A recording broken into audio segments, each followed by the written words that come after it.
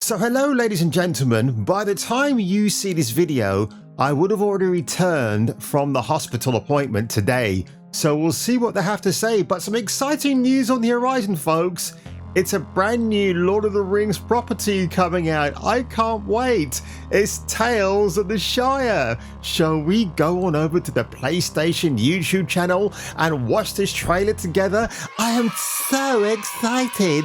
Oh, it's got 11,000 downvotes and only 3,000 upvotes. Oh, what's going on? Oh, this can't be right. It's Lord of the Rings. What could possibly go wrong? There are many tales of Middle-earth. Tales of courage and brave deeds. Sounds like Sir Patrick Stewart. But that is not our story. For this is one of new beginnings.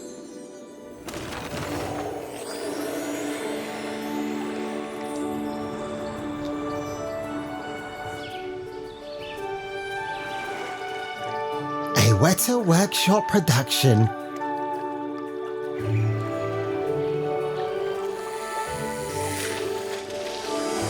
Alright, it's a simulator game. Forage friendships.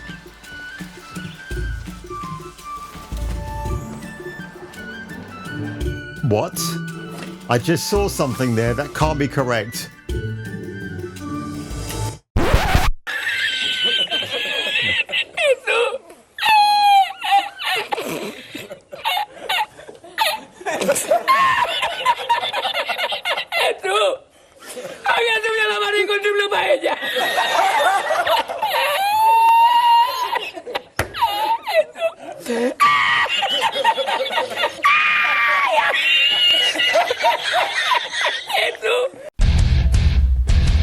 The name's Nukem. Duke Nukem. No, I'm not here to kick ass or chew bubblegum. I'm not here to get even with those alien bastards for shooting up my ride either. I'm here to tell you to watch Jason King on Kung Fu Hot Dog. So watch out for him. And his babes of the 1980s. Oh, and one more thing. Hail to the king, baby. Ooh, wow, what did I just watch? Holy shit, man. WETA Workshop delays Tales of the Shire, a Lord of the Rings game. Of course, because why? WETA Workshop have a great pedigree behind them. Of course, you could probably say the absolute godfather of that organization is Peter Jackson, and I'll talk about him towards the end of this video. But from thatpartplace.com, what do we have here? So back in October 2023, the WETA Workshop released a trailer for the game and revealed it would arrive sometime in 2024, which is the year we're currently in, right? And of course, nothing else has happened since then. However, in an update posted on the game's official X account, WETA Workshop announced the delay, stating, all of us here at WETA Workshop are excited to have you join us in the Shire, a peaceful corner of J.r.r. Tolkien's world. When a new Hobbit steps into Bywater for the very first time, we want that moment to be everything you've hoped for. Wow, first time, first love, Robin Beck, right? The company added, to ensure we deliver that vision, Tales of the Shire will now be launching early 2025. Again, that gameplay footage, that horrific playing footage, I'm going to call it that. I'm going to take a Wii looking game like that, and when I say Wii, I mean piss, and compare it to a plane crash, because this is another version of Concord. Surely you can't be serious.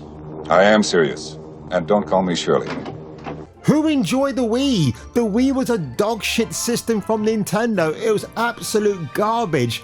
And when you look at that footage right there, it is just like, we've gone back in time, folks. Like, why? Why would you want to do that for? So I'm not surprised. I have seen people posting images of female developers with the blue hair and the pink hair, implying they worked at WETA Workshop. I could find no such footage, so therefore I can't use that here because it will be unfair to the people that are being headlined. But of course, I would think I can't deny there are lots of female activism out there, and the men who identify as females to want to be allies in the world of gaming, because that's what we want to do. But you know, when I talk about you send the lamb to the slaughter, IGN have done that with Ryan McCaffrey. Shall we see what he has to say? And hilly home of the habitually hungry halflings who live in holes, albeit well-decorated what ones, kind of holes? known as hobbits, then I've got good news for you. Tales of the Shire might make you very happy, regardless of whether or not you already play and enjoy the cozy genre. I played an all too brief 20 minutes or so, split across 2 save files. One from the beginning of the game after the character. So Ryan McCaffrey, can you answer this question for me, please? How can you play 20 minutes of a simulator and then you make a 5 minute and 21 second review extolling its habitually fascinating gameplay? Are you absolutely nuts? And as for you, WETA Workshop, can you come here, please? The games people, yeah, just come a little bit closer to the camera. That's just right. Yeah. Just do that. Yeah. Can you guys just go back to making great films again, please? Oh my God, like The Frighteners with Michael J. Fox. Amazing movie. So when you go to the talesoftheshire.com website, this is what greets you right here. It seems harmless enough. Then you scroll on down, you see the lovely hobbits walking around, poor animations, what else would you expect? Yeah, this all looks rather fantastic. And then, so yes, this is a rather tanned hobbit, shall we say, not the Lenny Henry version we saw in The Rings of Power. No, this is something else. Someone else. Who knows who this person can be? It's certainly not Sir Patrick Stewart, is it? Now, of course, the publisher of the game is Private Division. I've gone on their website right here, and I can see no alarm bells at the moment regarding DEI or ESG, all that nonsense. They've got a lot of openings, but Intercept Games, who are obviously under Private Division, talk about inviting a more diverse workspace in the workplace, because that's what all that matters, folks. It really does. It's such an ignorant message that I see these days. Again, when I worked at Planet Hollywood in the 90s, I worked with a diverse amount of people, and some of the best managers I had there were females. My favorite was Nicole from Holland. I loved her. Me and her had such a riot on the front door. And it wasn't about her being a girl boss or me being the boss of her. We learned from each other, and it was just a very mutual understanding. She was a cool chick, man. I absolutely liked her. And of course, when you go to Private Division on X, who shockingly enough have not locked down their account or anything, we publish games from the industry's leading creative talent. Of course, on their website itself, they talk about, we publish games that we are passionate about playing. Really? WETA Workshop? Because the Games Workshop division was formed in 2014. So it's taken them 10 years to get to this stage where they're publishing their first We Like game. And of course, folks, there's a new animated Warner Brothers feature film coming out, I think on December the 13th, The War of the Rohirrim, and the animation does look good. It's Lord of the Rings saga again, but the main character, I think her name is Hera, she's the female girl boss of the entire film, so at that point, I just zoned out. What a shame, because everything about it looked pretty epic. And yeah, I can't show you that trailer here because it's Warner Brothers. Warner Brothers are a bunch of dicks, so what more can I say? But ladies and gentlemen, I'm going to say this once, I'm going to say it twice, maybe 3 times a lady, I have no idea. But obviously, at the beginning of this video, I flashed this beauty right here. I absolutely love this movie. Out of the trilogy, I would say this is my absolute favorite because It's the building blocks for what happens in the next couple of movies. Like the character introductions are amazing. When Arwen is pursued by the Wraith. It's just so many great moments. This is from 2001, and the special effects, I would say 80% of them are practical.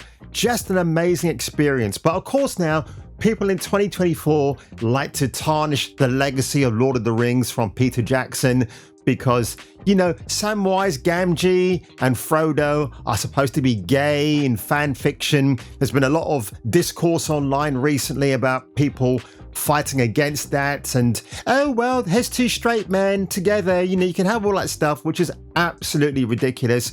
I don't like that at all. And you know what? I've mentioned this story before on this channel, but for those of you who are new, in 2001, I had the privilege back in 2001 to 2003 to go along to the Odeon Cinema in Leicester Square, London, and watch all the movies, obviously separately, in their respective years and dates, on the biggest screen. I sat in the Royal Circle with my friend Rachel. We watched these films together. Not once in our discussions or amongst the audience did anybody question, why is there an all-white cast for Lord of the Rings? Nobody ever questioned it. Why? Because if you raise that kind of topic, it makes you look foolish in the process. And that's the point. When Professor Tolkien wrote The Lord of the Rings, who's basing it on the mythology of England, everybody he saw around him were white. It's not that Professor Tolkien was ignorant of the fact there were other cultures out there. He just didn't want to include them in his stories because he wanted to restore some mythology to ye old England after King Arthur, you know, all the greats before him. So in respect to that, I have no issue. But what I'm seeing here in Tales of the Dire Shire is tokenism. Okay, you take an established white character and, like the Rolling Stones, you paint him or you paint her black. In fact, as somebody mentioned in the comment section of that god-awful trailer, you got the where are the black Hobbit sisters from the Nistas, Gistas? Do you know what I mean? It's so stupid. I mean, again, if you made it a spoof, you know, call it Black Lord of the Rings starring Snoop Dogg, people will get the joke. It's funny. It's like, ha ha ha, let's take this white property and we're going to make our own version of it. Of course, it doesn't mean that you can't go to a comic book convention and cosplay as your favorite character, either a Gandalf or whatever, Aragorn, and you're a different complexion. That doesn't matter. You're not walking out there and saying, oh, by the way, this is what he should look like. You're just cosplaying as your favorite character, and that's absolutely fine.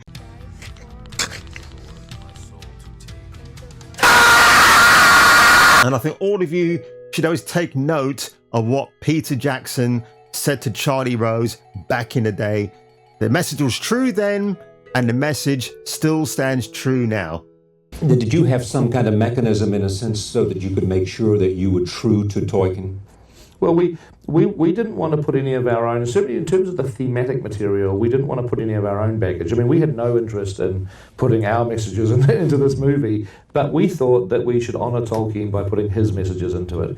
And we thought he cared about things. The countryside and the rise of evil, and he cared passionately about certain issues. And we thought what we should do to honour him is to make sure that what he cared about ends up in the movie. That's what we tried to do. And of course, what can I say, ladies and gentlemen? It's been an absolute riot reacting to the Tales of the Shire. I had seen this when it came out, like briefly, but I didn't watch it all the way through because honestly, I thought the engagement wasn't there. But how funny now, WETA Workshop, the Games Workshop division of WETA, now makes this announcement that we're going to delay until 2025. No, they're all scrambling on the decks to try and recuperate or just make things better in this game, but they won't change it.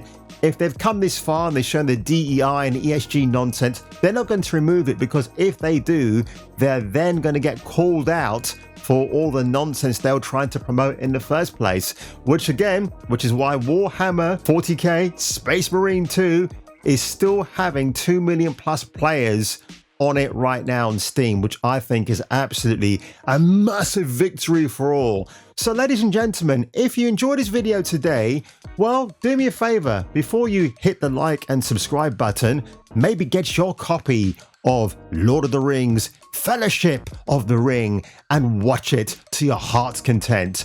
And on that one, if you were me, and if I were you, you might want to return for the next video.